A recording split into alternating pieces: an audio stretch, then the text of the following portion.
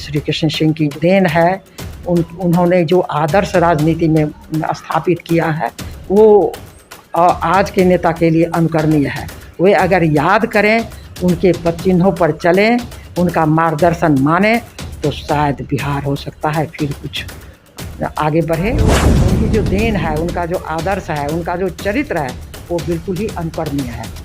तो हम तो उन्हें हार्दिक श्रद्धांजलि देते हैं और हम चाहेंगे कि भगवान पुनः श्री कृष्ण को जिस तरह से जब पृथ्वी पर पाप बढ़ गया था, विनाश का तांडव हो रहा था, राक्षसों का आतंक बढ़ गया था, अत्याचार बहुत अधिक बढ़ गया था, तो श्री कृष्ण अवतार लिए थे।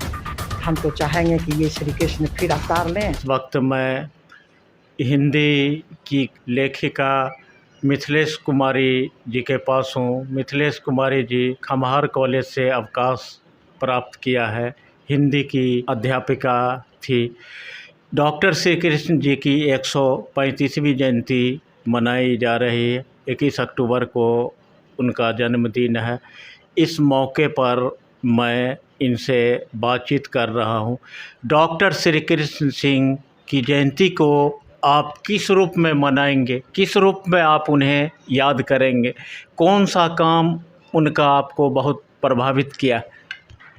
नमस्कार सर। सर्वप्रथम आपका स्वागत है मेरा विचार जानने के लिए। डॉक्टर श्री कृष्ण सिंह प्रथम मुख्यमंत्री हैं बिहार के, और बिहार की ही नहीं बल्कि भारत की राजनीति में उनका बहुत ही महत्वपूर्ण स्थान है। और वो एक नेशनल लेवल के राजनीतिज्ञ थे। आज़ादी की लड़ाई में उनकी अहम भूमिका रही है। उनमें एक खासियत थी, वो जितनी भी आज देखने के लिए भ्रष्टाचार, जातिवाद और अनेक तरह की विकृतियाँ जो आज के राजनेता में देखने को मिलती है, उससे वो अलग थे। वो इस सब से बिल्कुल अलग उनका जो आदर्श था। ये तो आश्चर्य होता है जान करके कि वो कभी वोट मांगने के लिए नहीं गए और निर्विरोध जीतते रहे सब दिन। तो उनकी ये खासियत थी। उनके व्यक्तित्व का सबसे बड़ा पहलू है कि वो पढ़ाकू बहुत थे, बहुत बड़े पढ़ाकू थे। मुंगेर में जो लाइब्रेरी है उसमें एक भी पुस्तक ऐसी नहीं है जिसको उन्होंने नहीं पढ़ डाला है। कहा जाता है कि उनके पढ़ने की शैली को देख करके बड़े बड़े नेता दंग रह जाते थे। और ख़ास करके वो जो जिस समय वो भारतीय राजनीति से जुड़े, उस समय गुलामी का दंश देश झेल रहा था, और उस स्थिति में उनका व्यक्तित्व बना जो बहुत ही धरातल के आदमी थे, लोगों के दुख दर्द को समझते थे, किसी तरह का विभेद उनके व्यक्तित्व में नहीं था। इसलिए उनका जो कार्यकाल रहा है वो बिहार के लिए माने गौरवमय अध्याय है। और उस समय जो बिहार विकास किया, और वैसी विकास फिर देखने को नहीं मिल रही है। डॉक्टर श्री कृष्ण जी के शासनकाल और आज के शासनकाल में आप क्या फ़र्क पाती हैं? बहुत फ़र्क पाते हैं सर। वो शासन था जिसमें कि मैंने देश आज़ाद हुआ था, हर एक तरह की कठिनाइयाँ थी, अकाल, भूकंप, कई तरह की पीड़ाएँ और दंश देश झेल रहा था। बिहार की स्थिति तो और भी गड़बड़ थी। उस स्थिति में जो उन्होंने बिहार का मानचित्र खींचा और ऐसे ऐसे महत्वपूर्ण कार्य किए जो कि बहुत ही सराहनीय कार्य उन्होंने किया है, उसके में दो मत नहीं है। और उस परिस्थिति में किया जबकि बहुत ही कठिनाई थी।